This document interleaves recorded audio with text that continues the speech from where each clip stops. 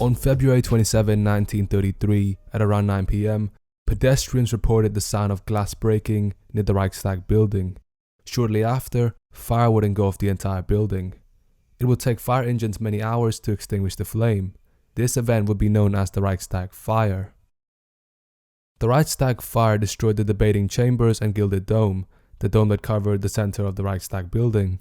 This caused over $1 million in damage. At the scene of the crime, a Dutch council communist who goes by the name Marius van der Lubbe was apprehended.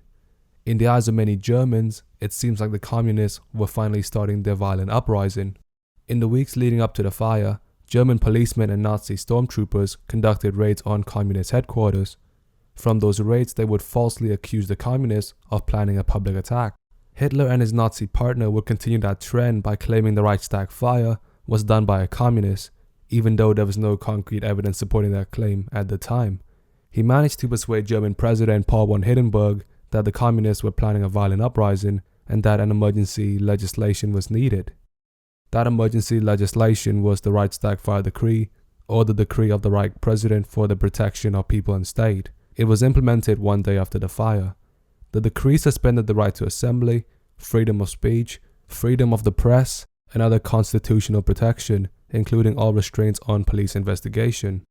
It allowed the Nazi regime to arrest and imprison any political opponent, to dissolve political organization, and to confiscate private property.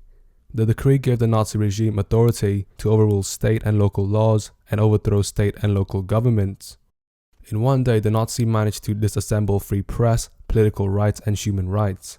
Their propaganda struck fear and terror into many Germans, who now viewed Hitler as their savior against the communist uprising. Within months, the German free press was destroyed, just to be replaced by Nazi-owned press publication. The Reichstag Fire Decree allowed Hitler to raid and arrest his political opponents, leaving no opposition for his enabling act. The Enabling Act of 1933 was passed with no problem. It gave legislative power to the Reich Cabinet and allowed the Reich Cabinet to bypass the Reichstag. The Enabling Act and the Reichstag Fire Decree combined to transform Hitler's government into a dictatorship, and we all know what happened next.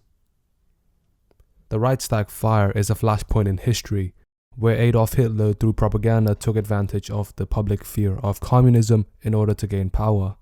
It set the stage for the rise of Nazi Germany and the horrors that followed. Even today, the cause of the Reichstag fire is still attributed to Marius van der Lubbe, but it won't surprise me if Hitler planned the fire himself. But that's just my opinion. If you enjoyed the video, please like and subscribe. See you next time.